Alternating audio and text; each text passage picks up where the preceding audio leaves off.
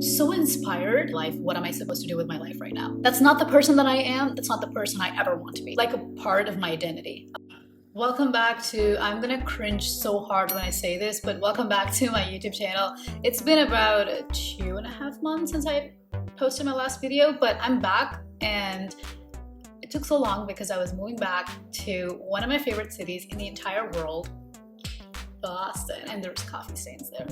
Ignore that. Super excited to be back in Boston because this is a city where I always feel so inspired, because it's not exactly New York City where there's so much hustle going on, but at the same time there is hustle here, but there's also balance, because I keep seeing people running on the streets and everywhere. That makes me want to be a little active, because your girl has just not been really active these last couple of months, to say. I think you can see that. But I'm really excited about today's topic because it's something that has just made me think a lot, especially the last 1.5 years, I'd even say 2 years.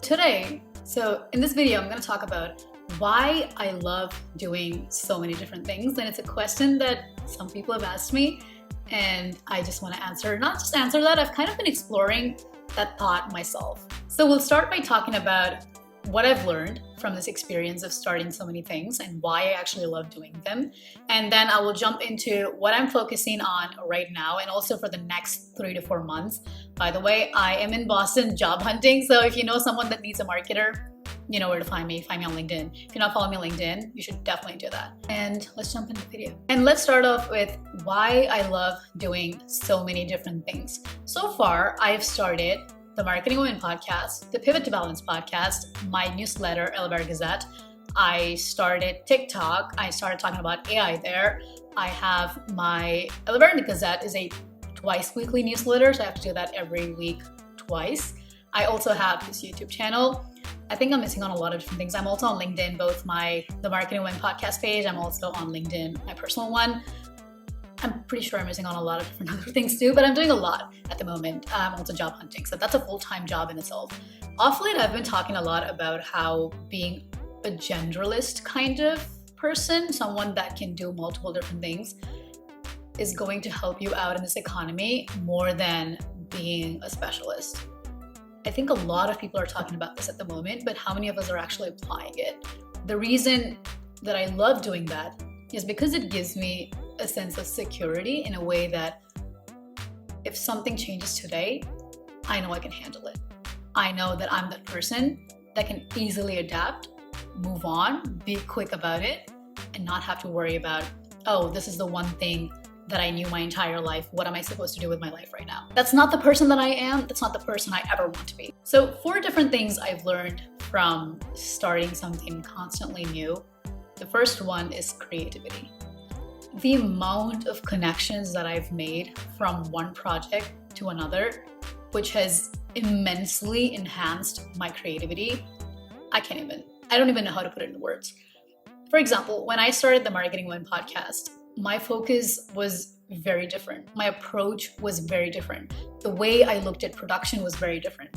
The way I looked at the content that I wanted to put out there was very different from what I do today, especially with my newsletter. The way I put myself out there on LinkedIn, the way I film TikTok videos. It's all so different compared to what I did when I started the Marketing Women. And also, a lot of startup owners talk about this, like how you take all the failures from one project and make sure that you don't do it on the other one, but also you make it 100 times better in the next one. That's something that, even though it's not directly related, it's something that I love doing. I even had one podcast with a friend called 20s in Transition, which I felt like I was a pro at. I didn't have any problem starting the project. Personally, this is all my perspective. From starting the Marketing Woman and then starting the Pivot to Balance and then doing 20s in Transition, it kind of became like a part of my identity. Oh, doing a podcast is nothing. I can start a podcast today. I know how to grow it. I know how to get people to listen to it. Amazing. I'm not saying that I am the expert at it. I'm definitely a little bit of a pro, but I'm not as who I was when I was in 2022, 2021, when I was trying to start my first ever podcast. So creativity in that sense has definitely peaked. Definitely something that I'm still experimenting with. There's still so much that I can learn, and I am super excited about that. The second thing is becoming better at problem solving. One thing that I've learned from doing multiple things is couple of my things that I do are tied to each other. So sometimes when I'm talking about something on a newsletter, I want to tie that back to my episode because I would have probably said something similar in an episode on the Marketing Women podcast or the Pivot to Balance podcast. And I want to tie it to that. So that means I have to be mindful of how I create my content calendar, of how I make sure that the content that I'm talking about here and the content that I put out is resonating. And I've definitely run into problems where I've seen myself do a mistake of I should have published this week so I could have had this content and provided more evidence for people to understand this concept. So those kinds of problems, when I run into them, it makes me think about, wow, companies, Fortune 500 companies, billion-dollar companies, think about the amount of assets they have and that they have to dilute it. Next level crazy to think about it. So if you can, this is what I tell people especially when my friends work at startups, I tell them, if you can't solve a simple problem, there's no way you're working for a big company and be ready to take on bigger problems. You need to be able to work for startups. You need to be able to start something new, solve the problem, solve those roadblocks, face it, overcome it. Make sure that you don't make the same mistakes again, because that's when you're more equipped to not just work for big companies, but also start your own company and turn them into something big. The third one is richer life experience. And I'm not going to be corny here and say things like, oh, this made me 100 times a better person. Nothing like that. It did, but not exactly. For me, having multiple passions is not about giving a greater sense of purpose in life. Because to me, having a greater sense of purpose in life is in what way is it actually helping anybody else? That is something that gives purpose. For me, maybe the Marketing Women podcast does that a little bit. The newsletter does that a little bit. But I do think I'm getting something out of it as well. So it's not really purpose-driven 100%. But the purpose-driven part is completely different, a very deep topic that I'm not going to talk about right now. What I will talk about is it does give me a richer life experience because it does give me personal growth. One of the biggest things about starting something new, especially when you put it out there. So there was this time in my life when I started a blog called Sensible Scoop, never told anybody, kept posting blogs there. Random people read it, but none of my friends knew it. I didn't share it. I didn't promote it. I was a terrible marketer because I was scared of what other people would think.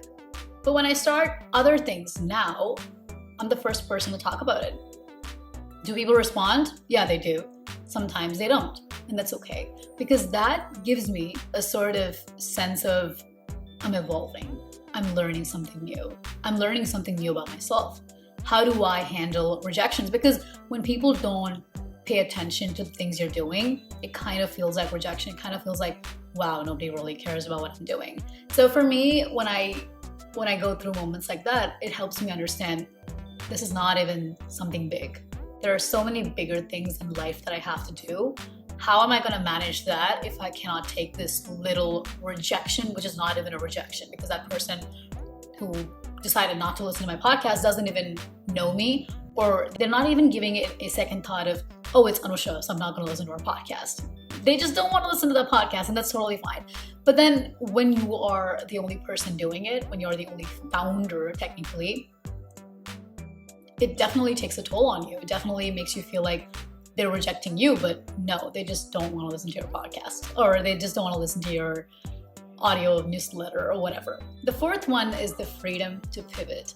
With someone that has multiple passions, I sometimes just go into a rut. I can't think because all of the things that I do demand creativity 100%. The Marketing Women podcast, 100%. Pivot to Balance, 100%. Newsletter, 100%. TikTok, 100%. So there's also not just filming and editing. There's also a part where I need to learn for me to be able to talk about these things. I wouldn't be able to make this YouTube video if I didn't go through the things that I did. So for me, it's about the learning aspect of it. It's for me, posting or getting likes or getting promotions or getting recognized, none of these things mean anything if I don't feel like I've learned something out of that process. So I do think when you're working on a couple different things, you have the ability to take your focus from one thing and focus on another. This is something that also kind of will help me as I keep growing up as a professional, because sometimes you just have to table a few things. You just have to deprioritize a few tasks and focus on something that's more important. That's something that I have started learning through doing all of these projects, because when you start something, you're really excited about it, you're all in, and then you just get bored. And then you start something else and you get all in, you get super excited about it, and then you get bored. I've done this so many times. But the only thing is I go back to it.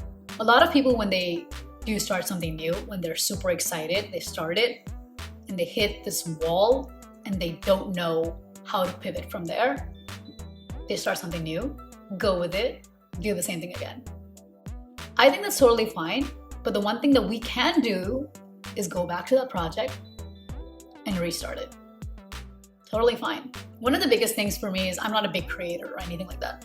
So because of that one advantage, I can always go back and restart whatever it is that I'm doing, because not a lot of people are watching. And that's a great advantage. Even if people are watching you, it's completely fine, because they're still there waiting for you to come back. So it's completely fine for you to go and restart it. So while the world is focusing so much on being a specialist, you should focus on trying to learn a couple different things in life. Forget about the economy. Forget about the job search. Forget about what companies want, what businesses you need to start. Life has so much more to it than just being good at one thing. I cannot imagine my life just being about one thing.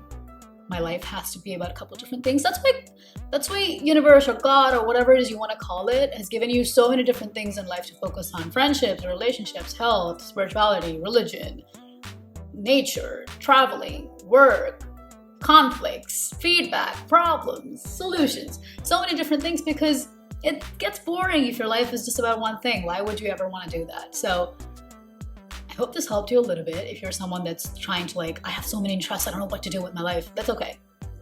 It's a good thing. It's not bad at all. So I do think you will have a more fulfilled life. Not to say that people who don't have multiple interests won't have a fulfilled life. I don't know what it's like, because I've never been that person. But if you do have multiple things in life that you're focused on, multiple things in life that you're interested in, that'd be amazing. So with that, the last part is, what's the one thing that I'm focusing on the next 3 to 4 months, other than the obvious one, which is job hunting? I am trying to be consistent across all of these things. One thing, when I say that we can do multiple different things, and I talked about how we start something new and then we stop, consistency is something that everybody struggles with. And one thing that I recently learned is, when we do morning routines, or any routine for that matter, or just think about this, I was working full time, now I'm not, but I might be tomorrow again. So just having that act of break, is going to help me appreciate going back to work so much more than before. It's the same way, if you're someone that started something and then you left it halfway through, when you go back to it, you're going to enjoy it even more, which I love. I love doing that, because it helps you understand why that is so important in your life. That's about it. Yeah, I think that's what I had. Yeah, I wrote things down, and that's really all I had. So I hope this helps you. If you're someone, again, with a lot of interests, I hope you understand that it's totally okay. Embrace it. Totally fine. And I'll see you next month in another video.